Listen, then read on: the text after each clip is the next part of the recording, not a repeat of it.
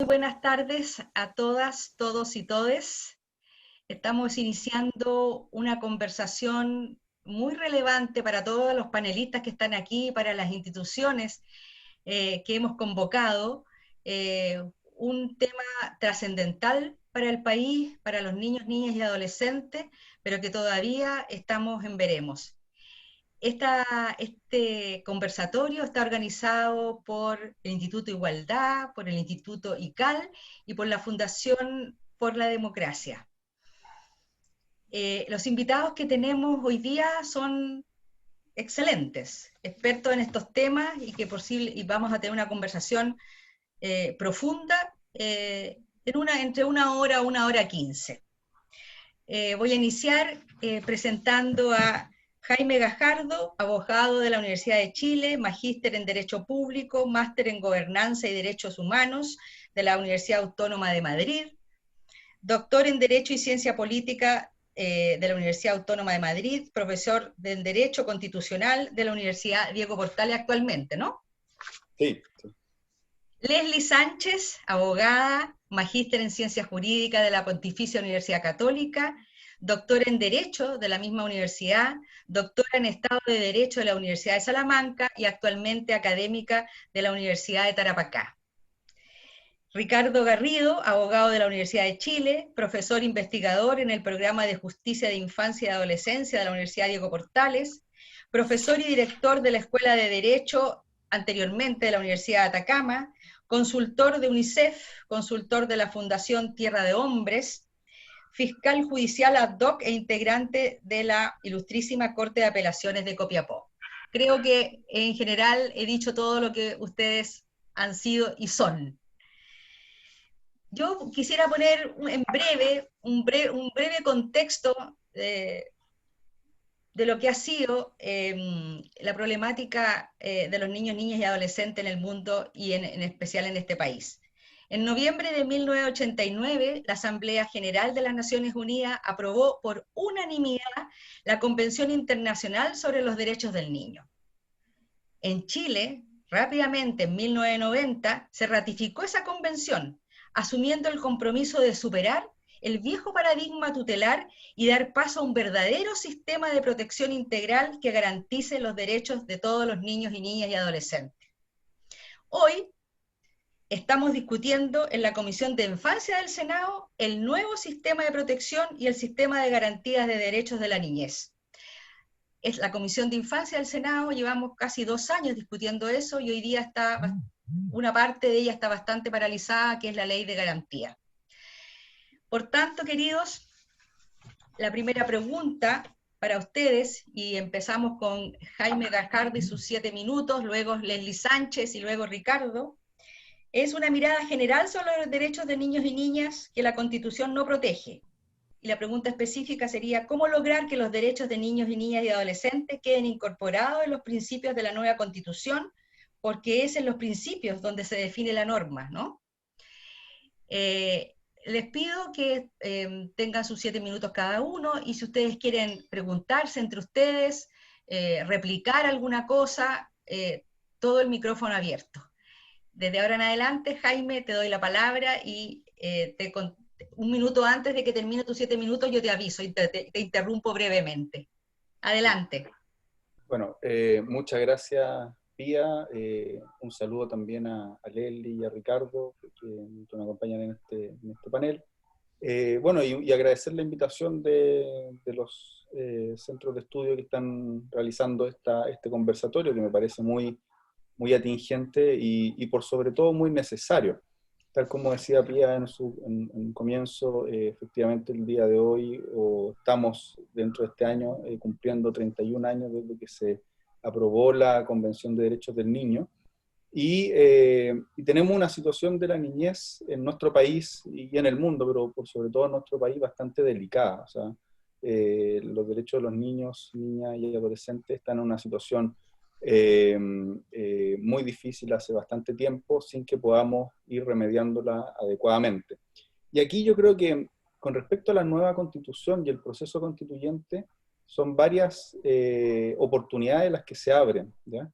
En primer lugar, yo creo que el proceso constituyente es una oportunidad para todos, es decir, para toda la sociedad de tratar de superar la actual crisis política o, como lo han dicho algunos sociólogos, como Manuel Antonio Garretón, la ruptura profunda que tiene nuestra sociedad. Una ruptura que se expresa en una crisis de carácter política, en una crisis de carácter social, en una crisis de legitimidad, en una crisis de institucionalidad, en una crisis también vinculada con quizás los principales dramas que aquejan a nuestra sociedad hoy por hoy, que tienen que ver con la extrema desigualdad, con la exclusión, con una discriminación muy profunda, principalmente a ciertos sectores de la sociedad, y además por sobre todo con una crisis en la cual necesitamos reconectar la ciudadanía con el pacto social, con lo público. Y en ese sentido, yo creo que es bastante interesante el hecho de que hayan sido principalmente adolescentes los que iniciaron el camino de la ruptura constituyente. ¿Ya? No, yo creo que no tenemos que olvidar que son adolescentes los que saltaron los torniquetes del metro y empezaron con la consigna o se empezaron a oponer a esta alza en el metro y generaron y detonaron una crisis o mejor dicho, detonaron un proceso que se venía alargando desde hace mucho tiempo. Un proceso que venía silenciosamente en algunos casos de forma bastante ruidosa, haciéndose cada vez más fuerte en el interior de nuestra sociedad. Y yo creo que los adolescentes han sido protagonistas de este proceso desde hace mucho tiempo, no solo desde el 18 de octubre, sino que se habían manifestado de forma muy importante en lo que fueron la movilización de los pingüinos, conocida como la movilización de los pingüinos, después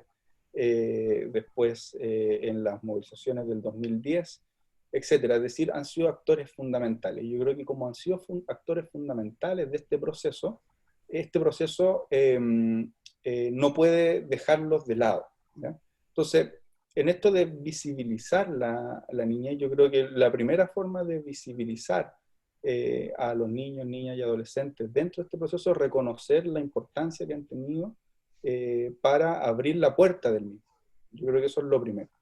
Lo segundo es que ahora que estamos ya iniciando formalmente el proceso, que estamos a puertas de un plebiscito, yo creo que tenemos que preguntarnos de forma bastante seria cómo vamos a incorporar en cuanto a la participación política de este sujeto, que vemos que tiene una importancia radical en cuanto a no solo haber abierto el proceso, sino que también que van a ser precisamente los ciudadanos del futuro, van a ser los que van a vivir dentro del nuevo marco constitucional que establezcamos, que son aquellos que van a desarrollar el marco constitucional, y no lo necesitamos que mientras más participen, más lo sientan suyo, van a formar parte de la cultura constitucional que necesitamos construir dentro de este país.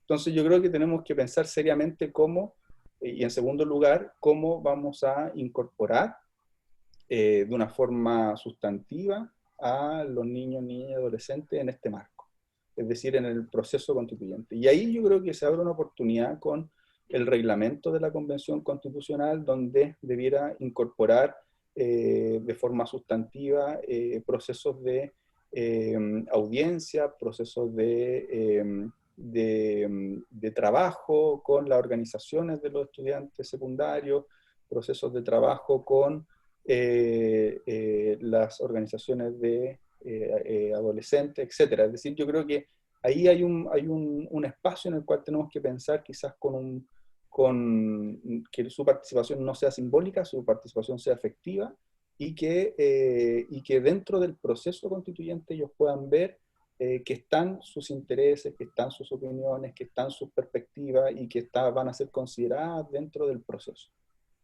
Eso por una parte, ¿ya? Yo creo que en segundo lugar, o en tercer lugar, disculpen, debiéramos revisar ciertas materias que consideramos que se debieran incorporar a la nueva Constitución, considerando que actualmente nuestra Constitución no se refiere a los derechos de los niños.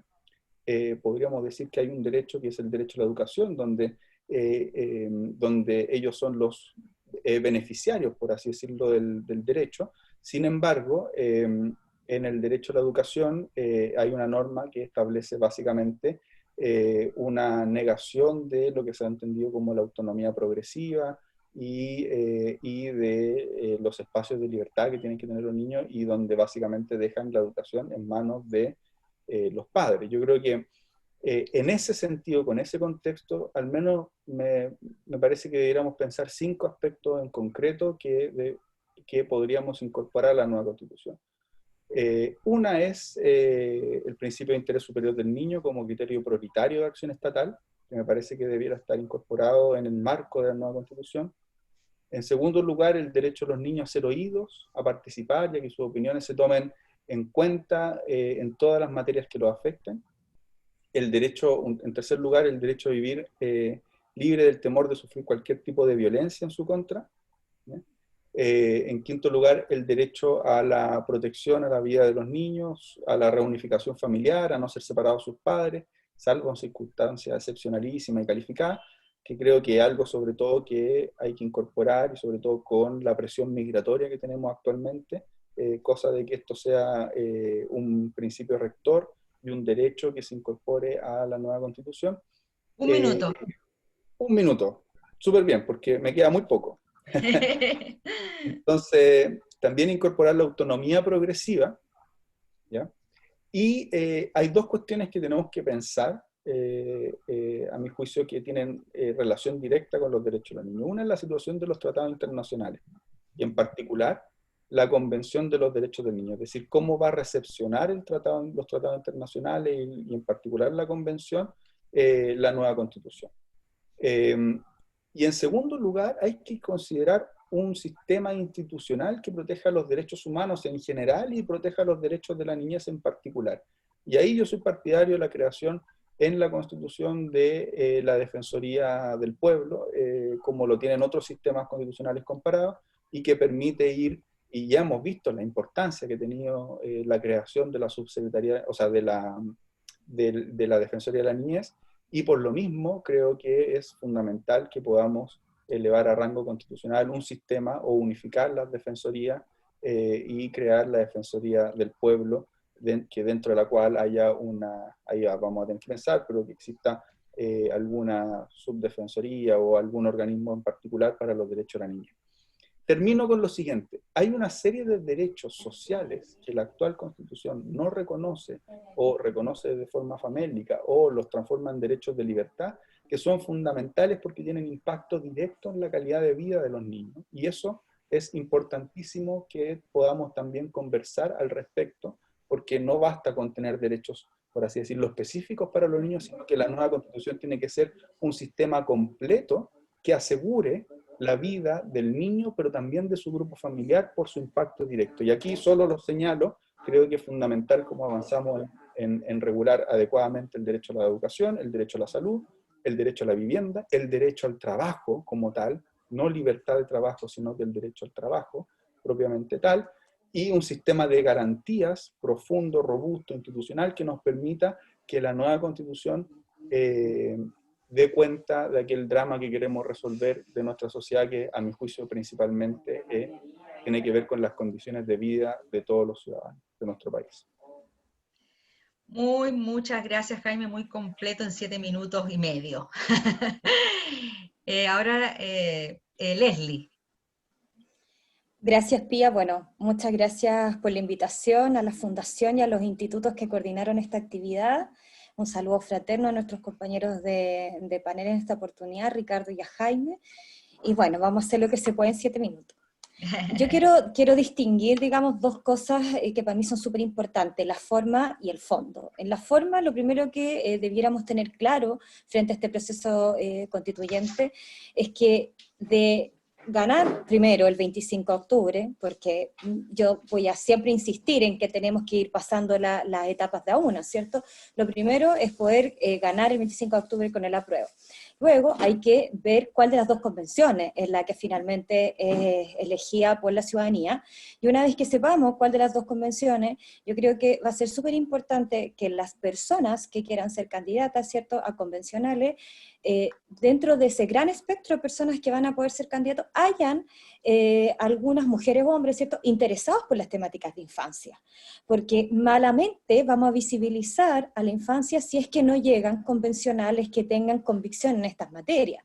Por lo tanto, es un desafío para los partidos políticos, para los independientes también, ¿cierto?, y para la ciudadanía en general, de fiscalizar con mayor fuerza, ¿cierto?, el perfil de los candidatos y de que haya, ojalá, una multiplicidad, ¿cierto?, de intereses y que la infancia esté presente. Segundo, no tenemos claro, porque algo que tiene que autodeterminarse, ¿cierto?, la convención de cómo va a funcionar, pero por lo que ha pasado en derecho comparado, ¿cierto?, habitualmente se trabaja también por comisiones. Y yo creo que un error que debemos evitar es que al momento de organizar el trabajo de la convención, no se invisibilice la niñez dentro de alguna comisión denominada de familia. Yo creo que eso también va a ser súper importante, de que no se troten a todos los grupos vulnerables como mujeres, familia en general, niños, en una misma comisión, porque son temáticas distintas, tienen necesidades distintas, se han regulado mediante sistemas de protección distintos también. Por lo tanto, habrá que hacer harto esfuerzo, porque idealmente cuando los convencionales, ¿cierto?, definan el mecanismo de trabajo, pueda estar presente la niñez en todas sus expresiones. Eso es la forma. En el fondo, yo aquí creo que siempre voy a tener una mirada un poco distinta quizás a mis colegas y compañeros y compañeras, porque no olvidar que la Convención de los Derechos de Niños, Niñas y Adolescentes, Chile lo ratificó el 14 de agosto de 1990, por lo tanto, el Estado ya estaba obligado desde mucho antes a reconocer ciertos los derechos que enunciaba cierto profesor Jaime. Entonces, es un poco difícil de explicarle a la ciudadanía por qué, habiendo un tratado internacional en la materia, donde está todo ese catálogo de derechos, donde el Estado se había comprometido a ejecutarlo, había una omisión absoluta en el texto constitucional y no hemos demorado tantos años en poder regularlo de manera adecuada. Y mientras han habido, ¿cierto?, sostenía vulneraciones de derechos de todos los niños y niñas, ¿cierto?, no solo en el Sename, sino que en otra institucionalidad. Por lo tanto, acá tenemos que definir dos cosas. ¿Qué queremos de las garantías constitucionales o de los derechos fundamentales, o como usted lo quiera llamar en el próximo texto constitucional?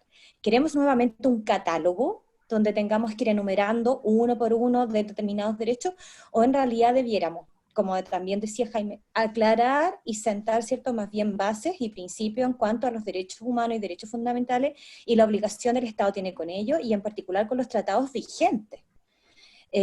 Y luego, ¿cierto?, yo creo más bien en los principios, más que en enumerar catálogo, y a mí me parece que debiera haber algo mucho más genérico, un paraguas protector que permita que al interior de él se puedan también, ¿cierto?, ir materializando los derechos en particular, una protección activa hacia la infancia y una debida institucionalidad. Yo creo que tú, poniendo estas dos obligaciones al Estado, lo dices materialmente todo. No quiero olvidar que más allá de la consagración constitucional y más allá de la existencia de los tratados internacionales en materia de derechos humanos de los niños, niñas y adolescentes, nuestra gran también falencia es la institucionalidad. O sea, lo que hablaba, como decía el profesor Gajardo, de la Defensoría de la Niñez o la Subsecretaría de la Infancia, ¿cierto?, la posible subdivisión por fin del Sename en el sistema de protección y el sistema de niños infractores, es todo muy reciente, fue fruto del último gobierno de la presidenta Bachelet. O sea, la protección a la infancia en cuanto a instituciones encargadas de aquello ha sido muy débil, muy débil. Y finalmente, también algo que no es, como le digo, que no es materia constitucional, sino es más bien de rango legal, la institucionalidad y también el trabajo coordinado y multidisciplinario entre las entidades del Estado.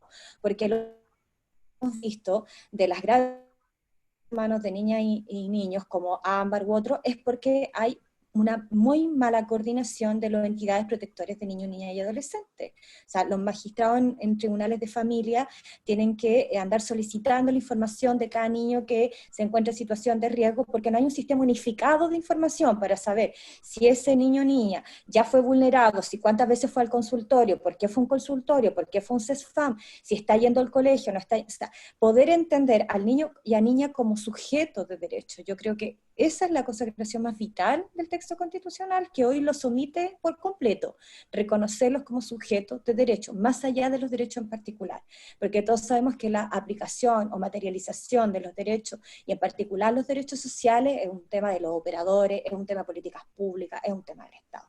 Por lo tanto, creo yo que hay que dejar claro grandes principios, grandes obligaciones al Estado, pero trabajar en a veces los temas que no son constitucionales, como la institucionalidad y la coordinación en protección a la infancia. Gracias. Muchas gracias, Lely. Tus 7 minutos, Ricardo. Ya, muchas gracias. Voy a tratar de hablar fuerte porque parece que tengo algún problema con el micrófono.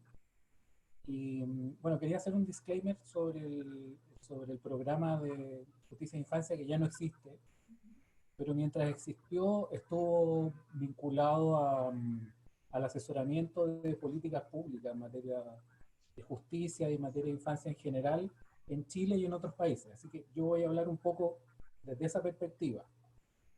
Coincido totalmente con lo que dice Jaime, en el sentido de que aproximarse al tema de la infancia y la adolescencia supone un enfoque a la adolescencia desde los derechos, desde la idea de que los niños y adolescentes, niños, niñas y adolescentes tienen derechos, supone un enfoque. Y el enfoque de derecho cambia radicalmente la aproximación de la política pública. Porque una primera cosa que la política pública que busca adjudicar, distribuir derechos tiene que hacer es incluir a los sujetos que son destinatarios en el diseño de la política.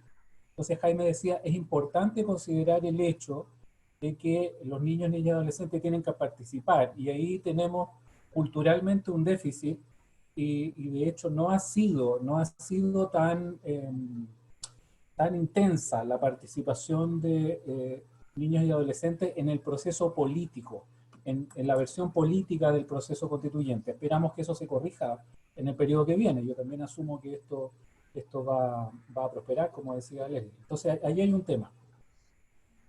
La otra cosa, mirando ya más la Constitución, bueno, tenemos un déficit tremendo. O sea, en el barrio latinoamericano, Bolivia, Venezuela, Brasil, México, Colombia, Ecuador, ya se me olvida alguno, todos estos países tienen una norma constitucional sobre la niñez y la adolescencia.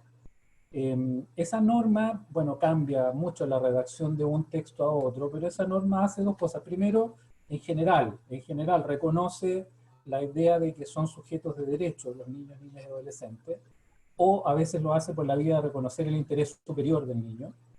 Y lo otro que hace, en general, estoy generalizando mucho tal vez, es considerar un principio de protección especial, se le llama.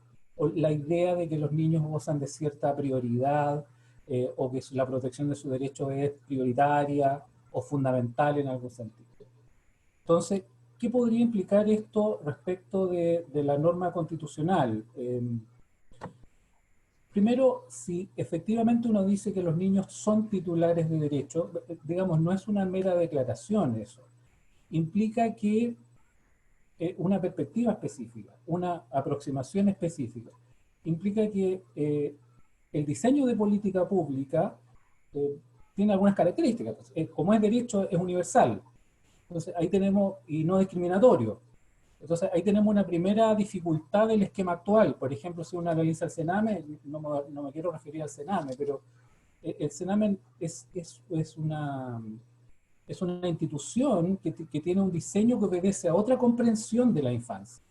Y por lo tanto, lo que uno desearía sería, o sea, lo que facilita la existencia de una norma constitucional es la idea de que la distribución, de diseñar un esquema que sea completo.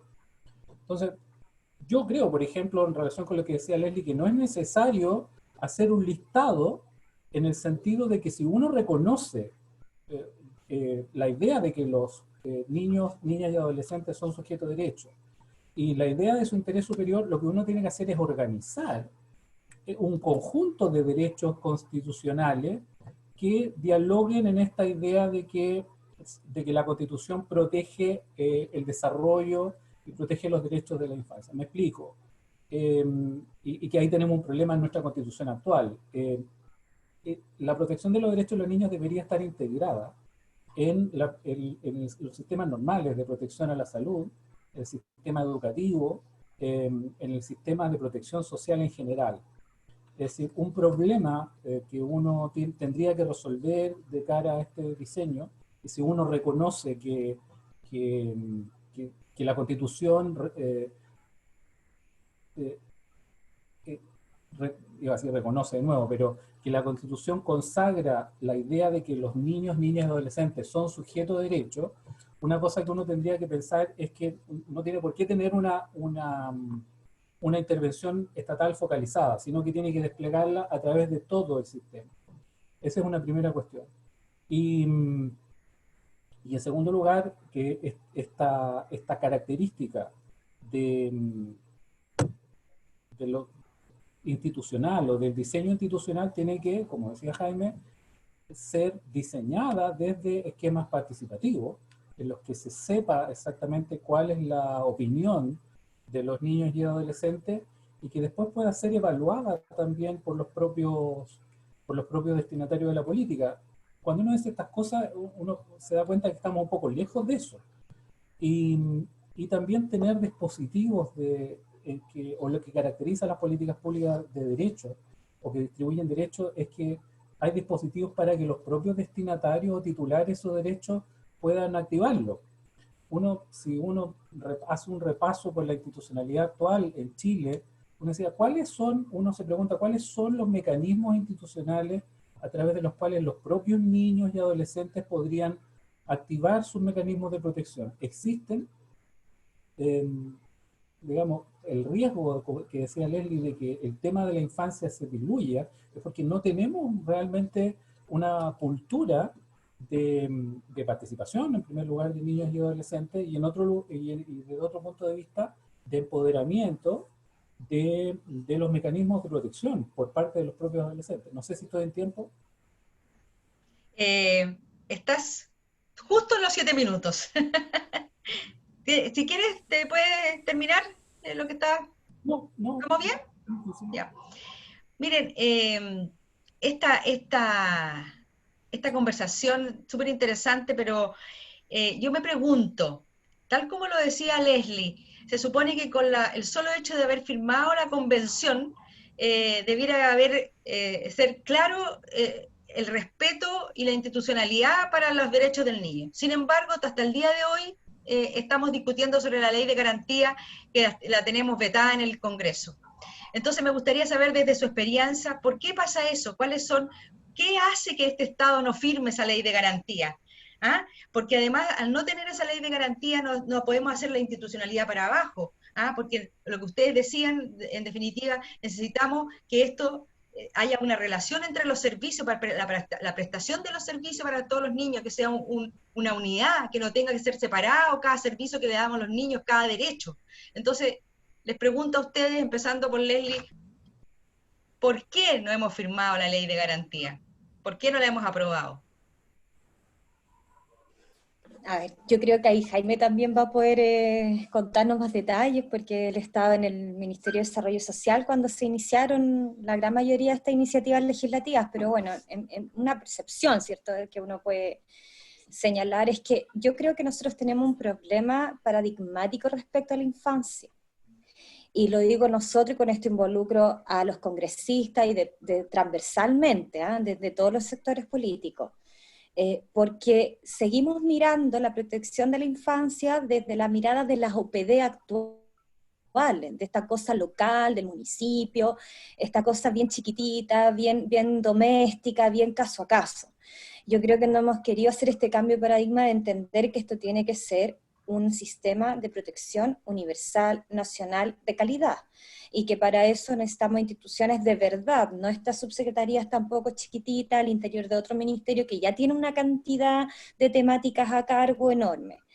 Entonces, y avanzar en esa dirección, digamos. Luego, y esto me hago cargo, y son solo una percepción, como te digo, que también siento que al interior del Congreso Nacional a veces ciertas temáticas son como apropiadas o se apropian, digamos, ciertos también congresistas y sienten que son como parte de los temas con los que ellos viven, digamos, de la agenda política y pública. Entonces también a veces cuesta hacer que los demás tengan interés en este tema. Hay 2 o 3, o qué sé yo, un número mayor, ¿cierto?, de congresistas, ya sean diputados o senadores, que se sienten más cercanos a la temática, se involucran un poco más, y otros que derechamente no están dentro de su agenda prioritaria, y lamentablemente eso hace que el proyecto en sí no tenga la prioridad legislativa adecuada, no se estudia adecuadamente y no se detecten las falencias. Y se confía a veces en el otro congresista, que se supone que sí tiene más expertise en lo que opina él, dice. Entonces muchas veces otro tema es el trámite legislativo, que por sí tiene manera y fórmula de pararlo, de entorpecerlo, de dilatarlo, y que se utiliza lamentablemente mucho en estas materias. Y para concluir, como yendo de menos a más, digamos, creo que acá le ha faltado honestamente compromiso al Estado con estas materias, porque el Estado ya estaba obligado. Desde el año 90 tenía el deber, cierto, internacional, de garantizar determinada protección a la infancia y sobre todo derechos en particulares. Pero, seamos honestos, nosotros somos un país también que post-dictadura, ¿cierto?, tuvo que reorganizarse, rearmarse y reordenarse. Entonces, también no es por justificar, pero se entiende que la agenda de los gobiernos anteriores quizá no haya estado dentro de las prioridades más urgentes de la infancia, porque también habían otras. Pero yo creo que eso ya no puede ser excusa, ya no puede ser un argumento. Sobre todo la centroizquierda no puede seguir dándose ese lujo de postergar a los adultos del mañana, a los ciudadanos del mañana. Por lo tanto, yo creo que ha sido un error político, Pía. O sea, honestamente yo creo que ha sido un error político y que es muy subsanable y enmendable. Y yo creo que tenemos que empezar a bregar todos y todas, desde todos los sectores donde trabajemos y estemos, a que esto ocurra, se materialice. Muchas gracias, Leslie. Jaime. Ahí sí, tenía el audio apagado. Yo creo, Pía, que pusiste una pregunta muy difícil de contestar, la verdad. Pero vamos a tratar de hacerlo.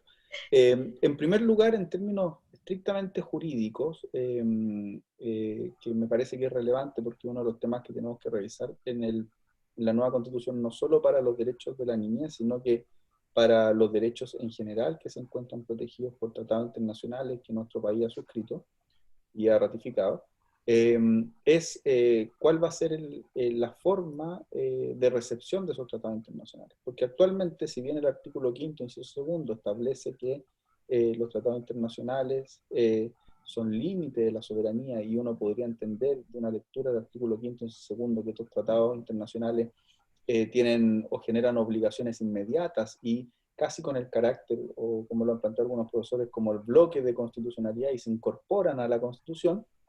Lamentablemente, y esto es relevante, lamentablemente esa perspectiva jurídica no es la perspectiva que han utilizado los intérpretes de la Constitución, y en particular el intérprete autorizado, que es el Tribunal Constitucional, ¿ya? Lo que ha planteado el Tribunal Constitucional es básicamente que los tratados internacionales tienen rango superior a la ley, pero inferior a la Constitución, y que sus normas no son autoejecutables, a menos que el Tribunal Constitucional haya determinado alguna norma en particular que sea autoejecutable. Y esto lo veíamos, entre otras cosas, por ejemplo, me voy a cambiar, por así decirlo, de grupo, pero es relevante para poder ejemplificar esto, sobre todo a las personas que quizás están escuchando y quizás no entiendan, bueno, ¿por qué si suscribimos la Convención de Derechos del Niño, sus normas no se aplican directamente? ¿Por qué necesitamos leyes que traten de ejecutar esa convención? ¿Ya? Porque, por ejemplo, en el caso del Machi Celestino Córdoba, se planteaba la posibilidad de que él se diera cumplimiento al artículo 10 del convenio 169, en particular porque el artículo 10 señala que cuando se trate de miembros de pueblos indígenas que vayan a cumplir prisión, vayan a cumplir una pena en situación de prisión, se tengan las facilidades para que puedan realizar aquellas prácticas culturales, para que puedan ejercer su cosmovisión de alguna u otra manera. Y hay unas normas bastante detalladas en el convenio 169 que dan la posibilidad para que, por ejemplo, él pudiera poder ir al REWE a realizar lo que estaba solicitando. Sin embargo, ¿qué fue lo que dijo la Corte? La Corte dijo, lamentablemente, el artículo 10 no es autoejecutable, ya lo dijo el Tribunal Constitucional, por más que me soliciten la aplicación del artículo 10 del convenio 169, yo no lo puedo ejecutar porque no hay una ley que medie la ejecución de ese artículo. Algo parecido nos pasa con la Convención de Derechos del Niño. Por eso precisamente se requiere de una legislación que haga ejecutables las normas de la Convención, ¿ya? Y incluso esto se requiere para todos los sentidos, tanto para la ejecución de políticas públicas como para la interpretación del resto de los cuerpos normativos en el momento de resolución de casos, ¿ya? Entonces, una de las primeras cuestiones que tenemos que revisar en el proceso constituyente es cómo vamos a recepcionar los tratados internacionales, cosa de que los tratados internacionales no tengan que ser ratificados por nuestro país y luego mediatizados a través de una ley. Quizás tenemos que tener un mecanismo de recepción que permita que los convenios que suscribamos, como cualquier país serio, se puedan ejecutar directamente, ¿ya? Y que las normas de esos convenios se ejecuten directamente. Entonces, eso es un tema en sí mismo en el proceso constituyente y que tiene efecto en general en el área del derecho o de los derechos humanos en particular, ¿ya? Lo segundo es que yo creo que ha costado mucho construir y yo creo que los procesos, tanto de octubre como la pandemia, nos están recién generando las condiciones para dar paso desde la focalización a la política de la universalidad, ¿ya? Lamentablemente hemos tenido que vivir procesos que son muy, muy traumáticos, es decir, el proceso de la ruptura de octubre en adelante y la pandemia, yo creo que cada vez nos damos cuenta y ha escalado muy profundo en toda la sociedad, pero también en todos los, por así decirlo, sectores políticos, en todas las instituciones, que no es suficiente para enfrentar las desigualdades que tenemos, las brechas que tenemos, no es suficiente las políticas de focalización. Y por lo mismo yo creo que la ley de garantías ha tenido o ha sido tan difícil de implementar o de terminar su tramitación, porque la ley de garantías avanza en la idea de universalidad de los derechos de la niñez, ¿no? De que, tal como decía Ricardo, de que los niños son sujetos, los niños y niñas son sujetos de derechos, y que todos los niños y niñas tienen que tener un conjunto de derechos que tienen que ser garantizados, promovidos y protegidos por el Estado a través de instituciones, políticas públicas y normativa que puedan invocar directamente para hacer sus derechos efectivos. Entonces, ese cambio de paradigma, me parece que estamos transitando en ese cambio y que hoy por hoy hay mucha más recepción a ir construyendo derechos de carácter universal y también ir construyendo lo que se requiere, y ahí comparto con Leslie y con Ricardo, lo que se requiere para que estos derechos puedan ser efectivos. Y lo que se requiere es un conjunto de instituciones y políticas públicas que los acompañen. Los derechos por sí solos no van a lograr corregir los problemas que tenemos. Ya tienes el audio apagado, ahora tú.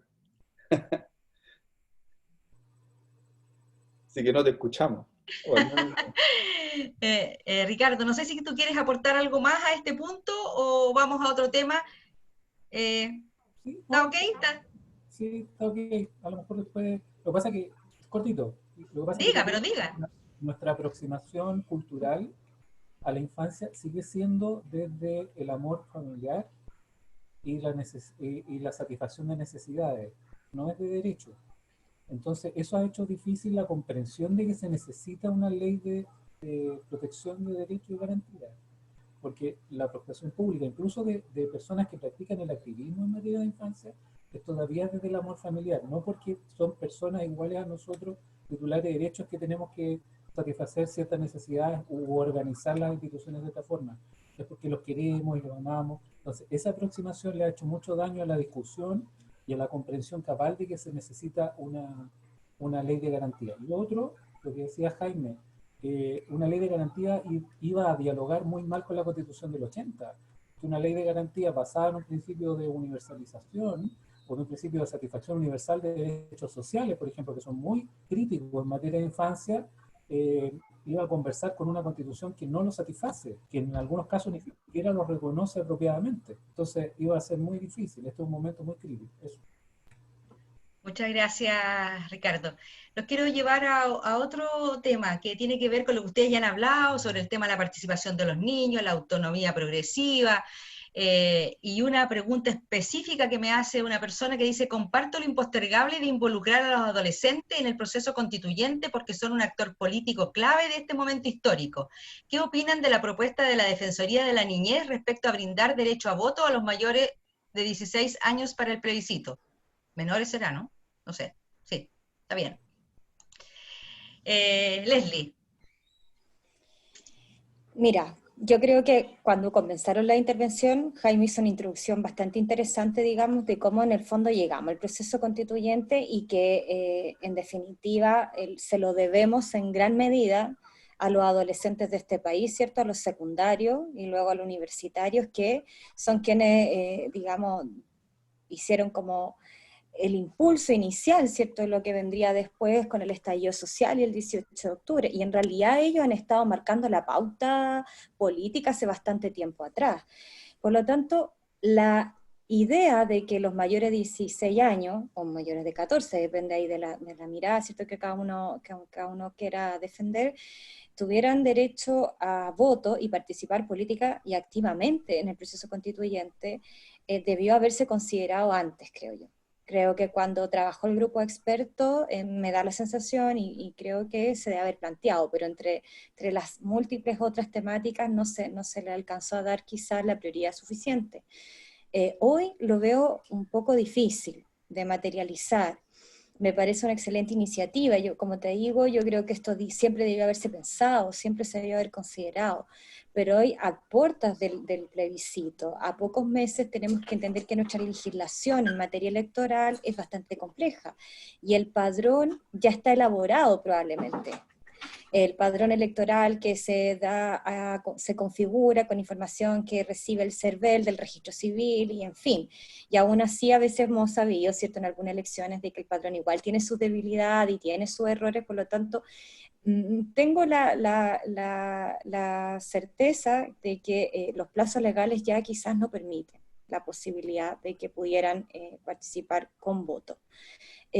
Lamentable, o sea, me parece muy, muy lamentable, insisto, creo que esto se debió haber considerado tanto en el grupo de expertos como cuando luego se tramitaron las reformas constitucionales pertinentes, cuando se generó la cuota de género, y ahora que todavía se está analizando el tema de los escaños reservados, quizás también pudiera seguirse impulsando. Pero creo, como te digo, que quizás es difícil que se materialice debido a los temas legales y del padrón electoral. Muchas, muchas gracias. Jaime o Ricardo. El tema del voto, sí. Yo creo que debió incluirse, porque la crisis política, entre muchas otras crisis que representa,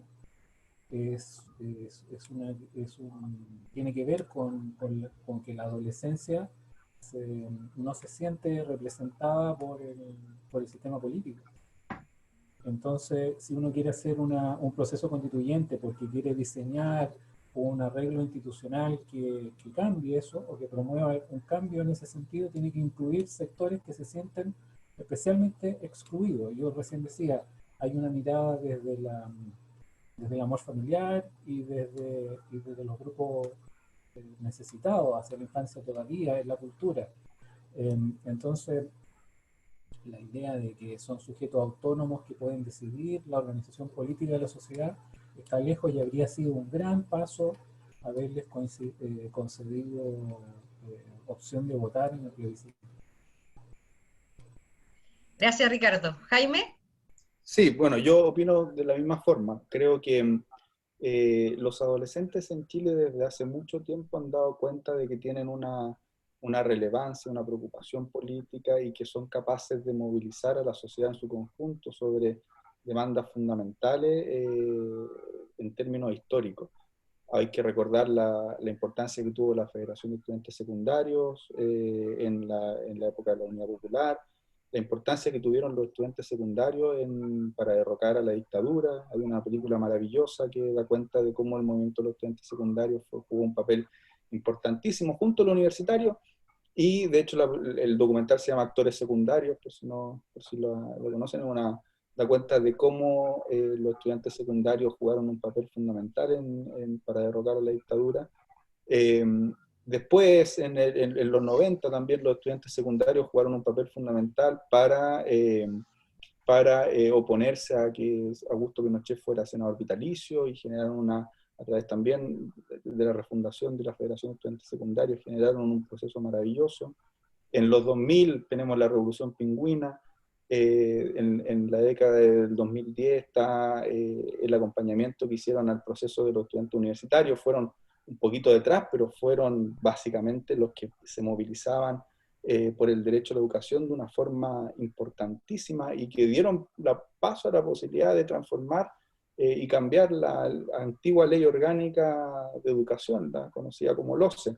Entonces, y ahora abrieron el proceso, y yo creo que debieron haber sido considerados para el plebiscito, y van a ser el sujeto constituyente que lamentablemente no va a participar de la misma manera que el resto de los sujetos constituyentes que han emergido en este proceso. Hablo, por ejemplo, del sujeto constituyente femenino, que creo que este proceso va a ser inédito en el mundo por ser el primer proceso que establece la paridad de género en su configuración.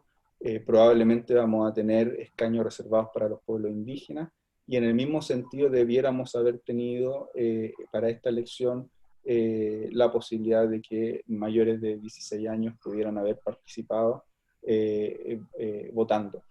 Coincido con Leslie en el sentido de que es muy probable, que para esta está muy difícil.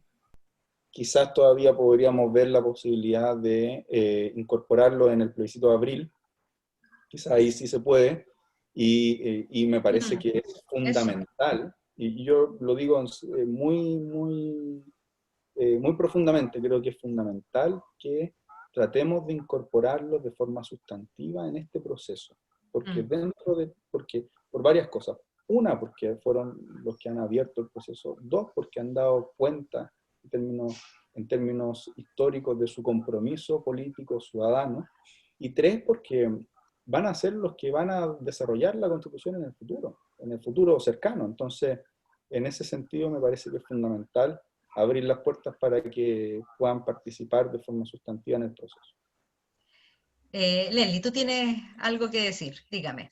Solo quiero agregar algo. Yo creo que también acá nuevamente caemos un poco siento yo, en la casuística con los niños, niñas y adolescentes, porque recordemos que había un proyecto de ley que rebajaba la edad del voto para todas las elecciones. O sea, esto no estaría pasando si el proyecto de ley previo se hubiese aprobado y lamentablemente fue rechazado. No recuerdo los argumentos específico, pero se rechazó en el Senado. Entonces, vuelvo a plantear el punto político de las prioridades legislativas y de las prioridades de cada congresista, porque hoy estamos enfrentados y no cabe ninguna duda de que ellos debieran haber participado tanto en el plebiscito de octubre y en los que vengan, digamos, y en las elecciones que vengan, porque como también decía Jaime, su interés político ha quedado de manifiesto, pero parece que son los adultos de la clase política la que no les hemos abierto esa puerta.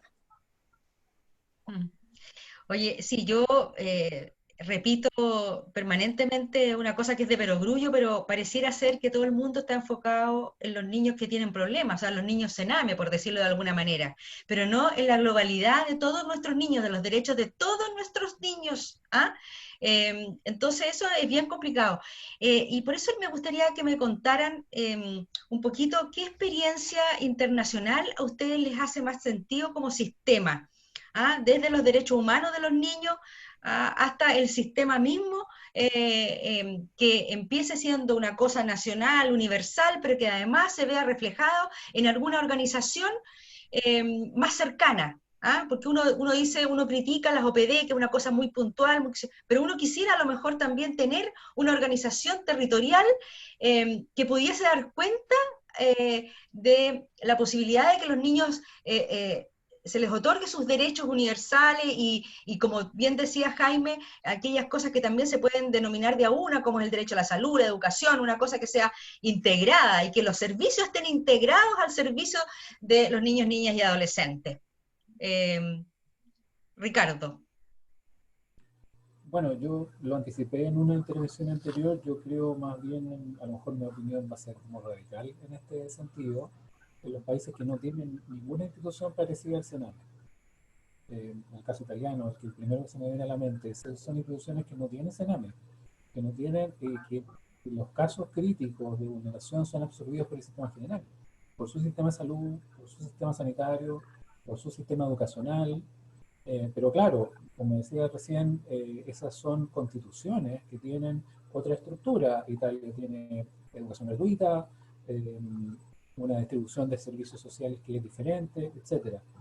Entonces yo creo que una ley de garantías interesante desde el punto de vista de la distribución de derechos y del contenido de derechos tiene que dialogar con una constitución nueva. Entonces me parece que es un momento bastante expectante para cuadrar todo el diseño de los derechos sociales, que es tan frágil en la Constitución actual, con un sistema que integre a la infancia.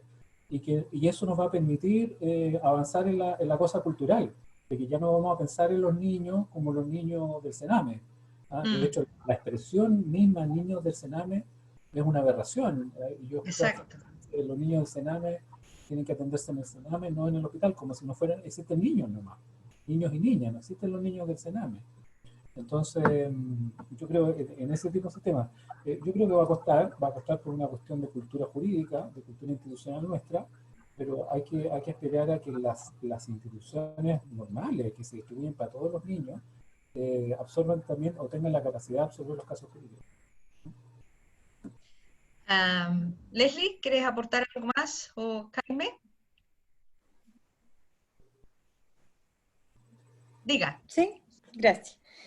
Lo dije también al inicio, la institucionalidad, yo creo que es un tremendo, ahí está, yo creo que uno de los tremendos cuellos de botella para que esto pueda funcionar, para que la protección universal realmente sea una realidad.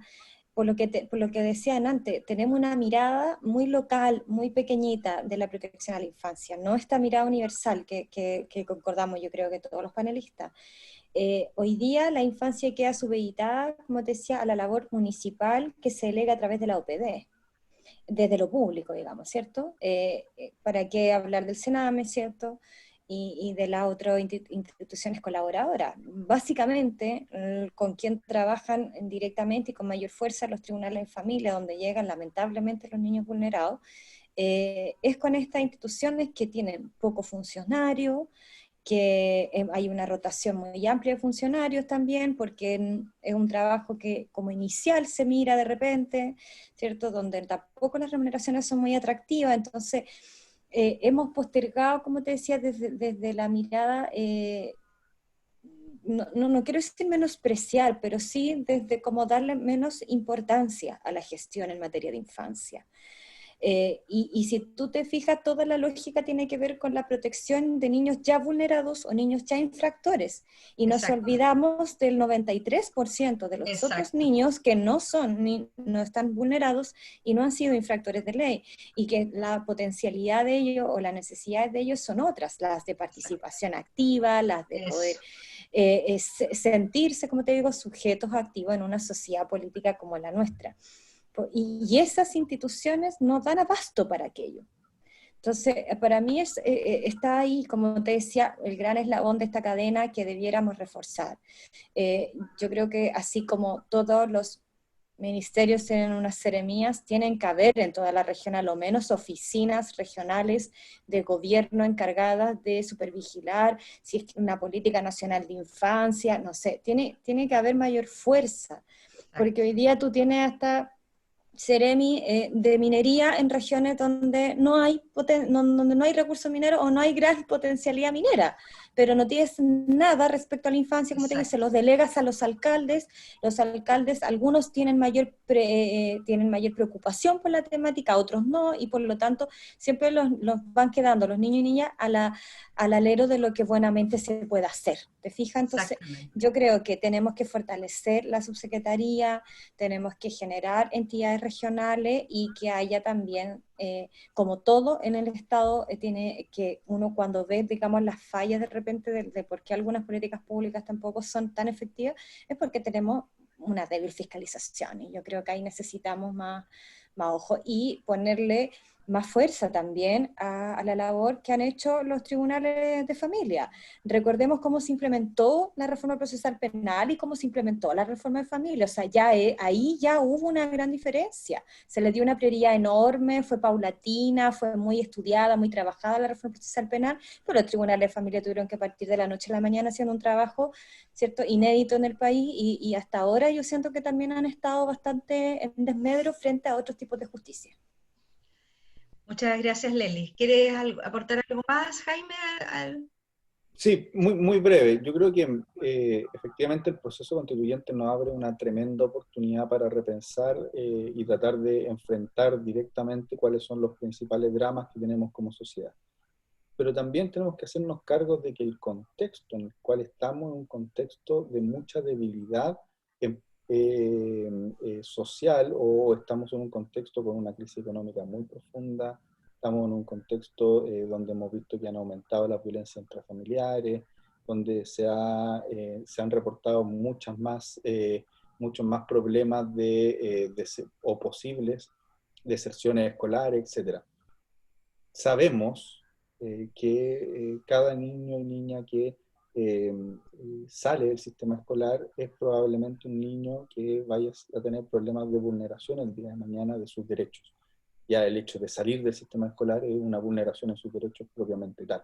Entonces, me da la impresión de que una de las cuestiones en las que tenemos que avanzar es precisamente en una mirada amplia, porque, y algo que en lo que estamos coincidiendo todos, porque los desafíos que tenemos no los vamos a poder seguir enfrentando con una institucionalidad que solo se enfoque en un grupo de niños, sino que tenemos que abocarnos a los derechos de todos los niños y abocarnos también a las situaciones en las que viven todos los niños. Y para eso es fundamental los derechos de los niños, pero también el conjunto de derechos que permite que esos niños puedan estar en un entorno adecuado.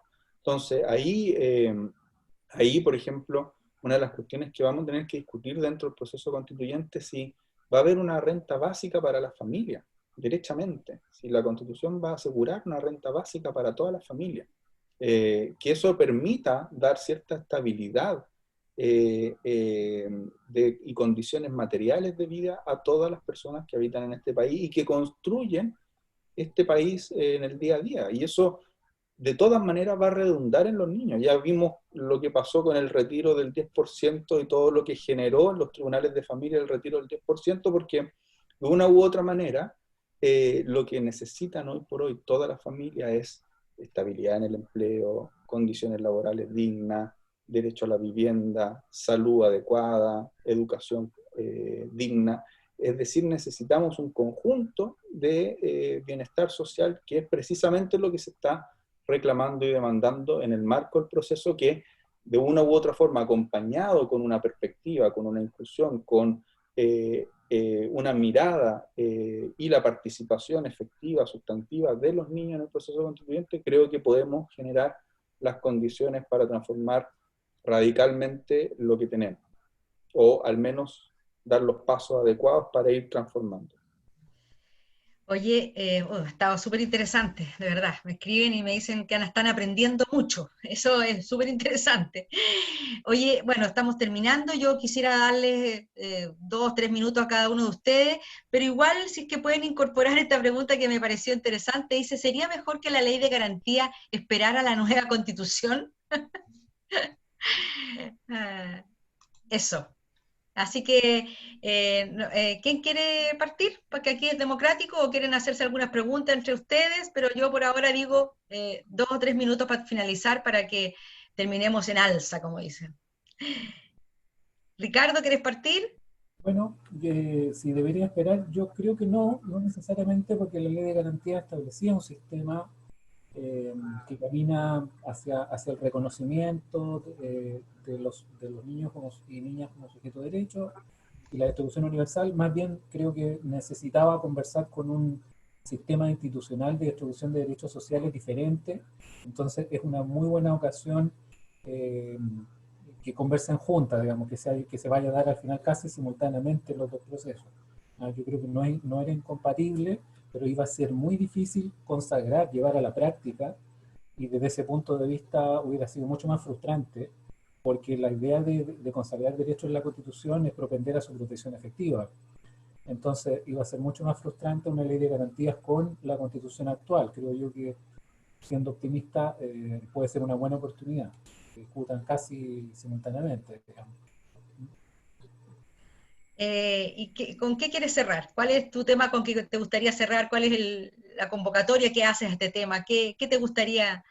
Primero hay que incluir el tema en la Constitución. Eso está fuera de discusión. Hay algunos aspectos técnicos que comentaba Jaime respecto de la incorporación, o algunos otros temas culturales que los que comentaba Leslie respecto de esta falta de impulso político. Yo creo que el incluirlo, verbalizarlo, explicitarlo en la Constitución va a ser fundamental para impulsar los dos procesos, tanto de la institucionalidad judicial o legal, como desde el punto de vista cultural, que los niños estén ahí, que el principio de interés superior, prioridad y propender a la protección de sus derechos con mira a su desarrollo futuro, tiene que estar así escrito de esa manera, y que converse muy de cerca con los derechos sociales que se establezca y la regulación que se haga a los niños. Muchas gracias, Ricardo. Leslie. A ver, para cerrar, lo primero es seguir convocando, ¿cierto?, todo y toda a participar el 25 de octubre, a no tener miedo, a tomar los resguardos, porque si no hay plebiscito, si no hay participación ciudadana, nada de lo que hablamos de este proceso y camino constituyente tiene sentido, ¿cierto? O sea, tenemos que pasar, como yo siempre digo, esa primera gran barrera para ya tomar con fuerza las banderas que haya que tomar, ¿cierto?, para que queden todas plasmadas en el texto constitucional. Por otra parte, como lo dije, yo no soy muy partidaria de querer o pretender que el texto constitucional lo diga todo, porque creo que yo soy más bien creyente de las constituciones mínimas, de las constituciones más bien de principio. Creo que generar paraguas protectores es mucho mejor que enumerar un catálogo, como digo yo, de derecho a derecho a derecho, porque también nos vamos a quedar cortos. El día de mañana van a haber otras necesidades, lo que hemos vivido hoy día con la pandemia, con el internet, las nuevas tecnologías, hasta que más adelante o sea, ya son una necesidad, y por ende también lo podrías considerar dentro del derecho a conexión a internet, dentro de los derechos fundamentales, en fin. Entonces creo que es más peligroso empezar a pedir que se regule cada uno de los derechos, de cada uno de los estamentos de la sociedad. Por lo tanto, insisto en la lógica de los principios. Pero, para finalizar, también espero porque el proceso constituyente va a seguir caminando con la agenda política nacional. Por lo tanto, yo espero que podamos también elegir un gobierno, el futuro gobierno, ¿cierto?, que tenga dentro de su prioridad los temas de infancia. Porque mientras no haya, como insisto, la prioridad programática de sacar adelante estos temas, no se va a lograr. Y hoy día, me van a disculpar, quizás no todo el mundo comparte esta opinión, pero si la ley de garantía va a ser aprobada con el contenido actual, a mí me parece que mejor que no salga. O sea, yo creo que la ley de garantía hoy día ha vuelto a la lógica, como te digo, comunal, de la OPD, de esta lógica administrativa, que no es la que se esperaba y que no era la que se quería inicialmente, y no es la que espera, yo creo, la sociedad civil.